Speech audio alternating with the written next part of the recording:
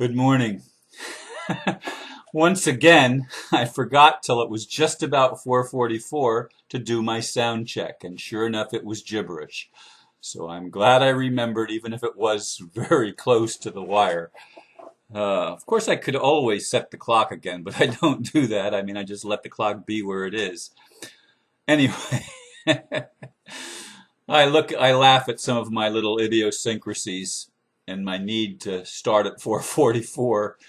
Uh, and the fact that I get doing things, it's not like I sit here thinking of what I'm going to say. Once I prepare the blurb and put the title up, uh, I just sort of relax and I let it take care of itself. I mean, it's going to flow because I want it to be spontaneous from the heart, uh, which is why I do it the way I do it.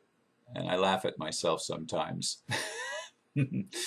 Today's title is 2012 Calling All Bridge Builders.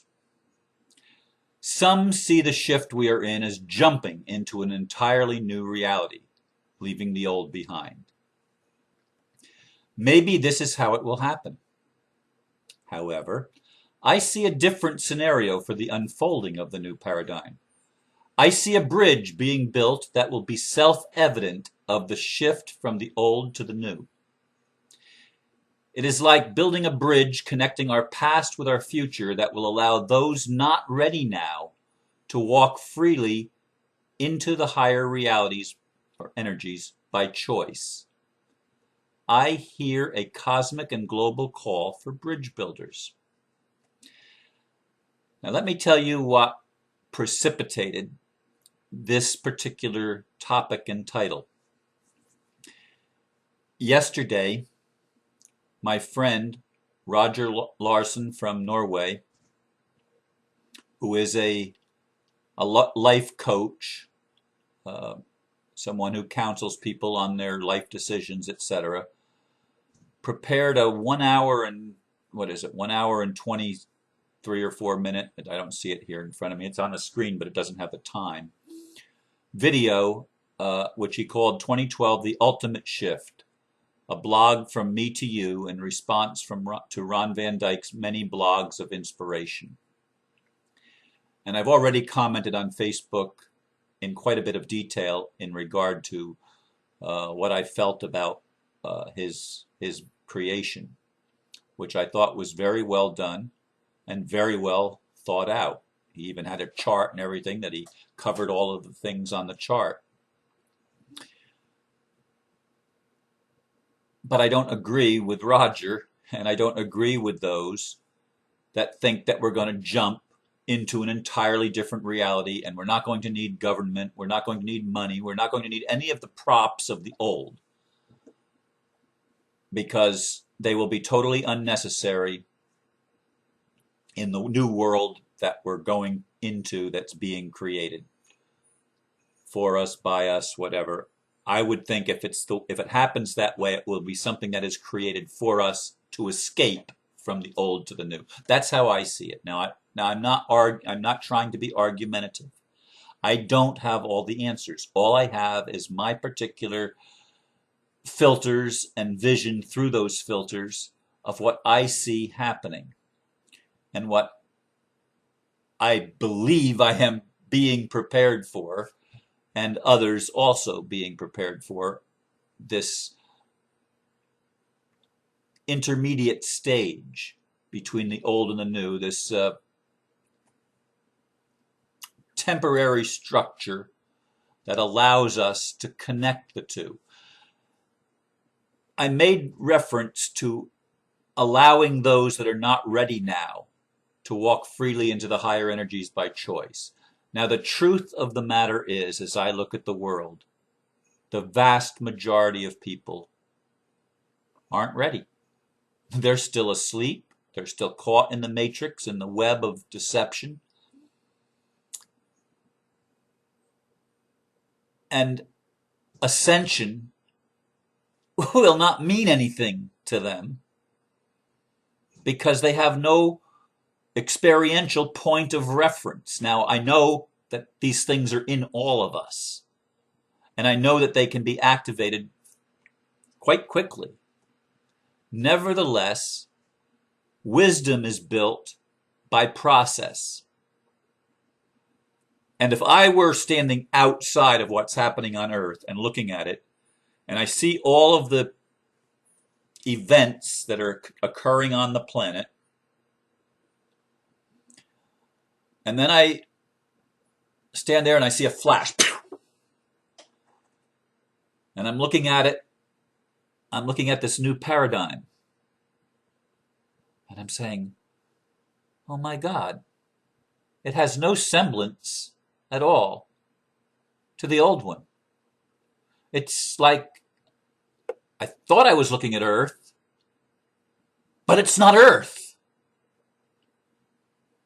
It's not even a new Earth, because in order for it to be a new Earth, it has to have a connection to the old Earth.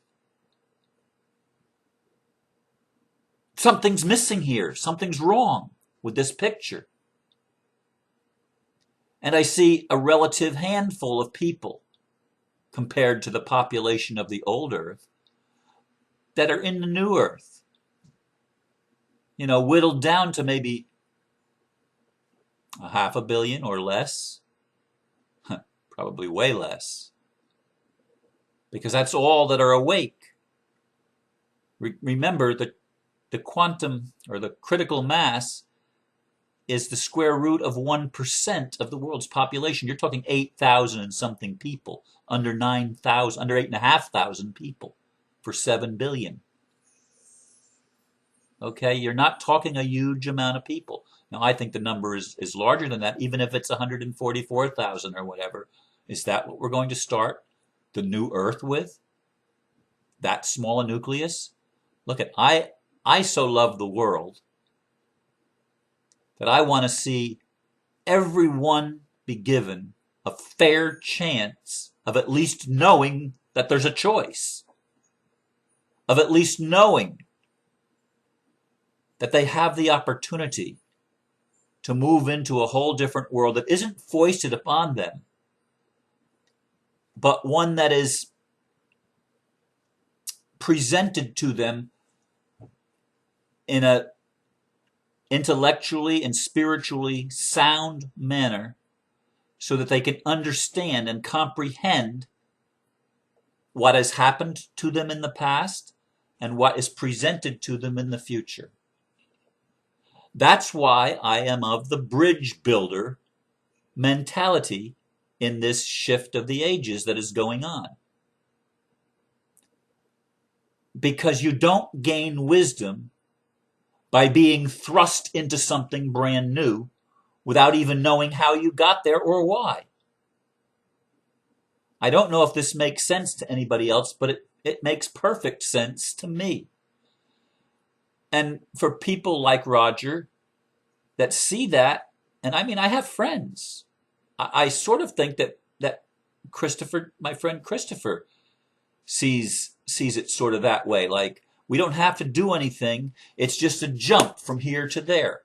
All of a sudden, we find ourselves in this higher, more ethereal reality where everything is way less dense, and where we can sort of just float into this new reality without effort, without putting forth any bridge building whatsoever. I cannot accept that as a feasible way of bringing about change. It is a way that change can be brought about. I'm not questioning that. It could happen that way. But I don't think it would be wise on the part of divinity, or divinity even in us, to do it that way. That would be change by imposition, not change by choice. And this whole human experiment, if you will, is ultimately about choice. And it's the choice of how we want to live. Now, I agree that in the Matrix it doesn't appear that free will operates. Certainly not the free will of the masses. The free will that operates is the free will of those that have been the controllers of everything. The elite, the Illuminati. These have been the ones that have had free will, and have usurped the free will of virtually everyone else. If you don't march to their drummer, you don't play the game. You get left behind. Well, I'm of the mentality that no one should be left behind, that everyone should have ample opportunity to at least see the truth of what is presented by this whole human drama that has taken place over millennia. Which is why I call for building bridges. Now, I have been, as I've said before, part of the Republic movement in the United States. Now, not every country has a foundation, a constitution that is as strong as the one in the United States, as strong as the one in Florida. Now, it just so happens that the Occupy Melbourne group changed the name last night from Occupy Melbourne FL, capital letters, to Occupy Melbourne Florida, capital F and lowercase spelled out, Lorida. I made a comment when I saw that about the significance of that. The FL, in two caps, stands for a corporation. It indicates that there's a de facto government operating under color of law as a corporation, claiming authority over everyone else. That's how the governments in the United States have been operating for virtually all of my life, but it's been especially true. It's been especially obvious in this decade as the 21st century came into being, that people became aware, especially with 9/11, that there was something seriously wrong. Up until that time, many were asleep. And slowly, yet exponentially slowly, people have been awakening for the past 10 plus years. And for 18 years, there has been a movement in the United States to restore the de jure government, which is the constitutional government, which is the law of the land, which protects people's rights. It's a republic, not Republican Party, but a republic that protects people's rights. And it protects the rights of one to be free, to make their own independent choices. But what good is it to make your own independent choices if you don't even see the picture of what the choices are? Which is exactly what would happen if all of a sudden we were thrust into this higher dimension in a twinkling of an eye. And how did I get here? We rub our eyes and, what kind of world is this? I just got transplanted to a brand new world. Or maybe you didn't. Maybe you never made it to the new world. And maybe you were one of the multitude that was left behind. I don't see a multitude being left behind. That's not the love of God that I feel in my heart. That's not how deity would do it. And deity does it through us. Now, the twinkling of an eye thing, I do think that's going to happen. But what's going to happen is there's going to be certain people that are ready, that are going to be empowered and changed in the twinkling of an eye to administer the bridge building, if you will, to make the structures that are necessary, that are visible in 3 dimensions, 4 dimensions, 5 dimensions, all at the same time, so that people can transition from 3rd dimensional mentality to 4th dimensional to 5th dimensional, etc. A progression that is conscious and aware, not one that is imposed. Now, again, the twinkling of an eye is for those that are ready, that all of a sudden our gifts and our tools that have been latent are fully awakened, and we are given abilities and powers that were always within us, but again, were latent. We weren't aware of them. We weren't using them. And so the call goes out from me, and I believe across the planet, for those that are willing to work on this bridge and build this bridge from the old. Not eliminating money right away. Yes, I think we're going to come to a place where we don't need money. I've said that before. We're going to come to a place where we don't even need government. But we're not there yet. We're not there yet. And I'm asking you to be introspective and meditative on this. Go inside and say, how do I want the changes to come? What is the wisest way for the changes to be brought about? And consider some of the things that I've shared in today's video.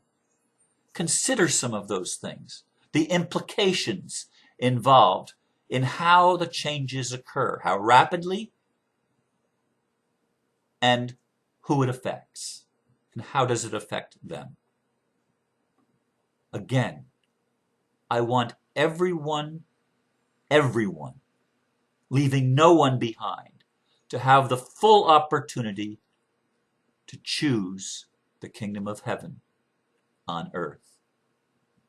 And to do that, I believe we must build a bridge from where we have been to where we will ultimately be. But it may take a generation or two to get there.